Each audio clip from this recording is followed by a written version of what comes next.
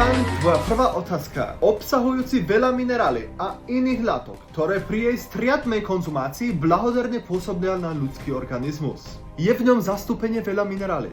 Okrem draslík a sodík, ktoré sú v priaznivom pomere, obsahuje taktiež horčík, fosfor, uhorčík, niacin, magnézium. Magnézium nie. Milan, nechcem teraz domýliť a zopakujem ešte raz zadanie. Sústreď sa, čas ti beží. Je v ňom zastúpenie veľa minerály. Okrem draslík a sodík, ktoré sú v priaznivom pomere, obsahuje taktiež uhorčík, fosfor, niacin, riboflamin s mäkkým i, vitamíny skupiny A, už asi tušíš, myslím, že áno, a okrem toho ešte aj kyselinu listovú. Milan, prosím, odpovedaj teraz.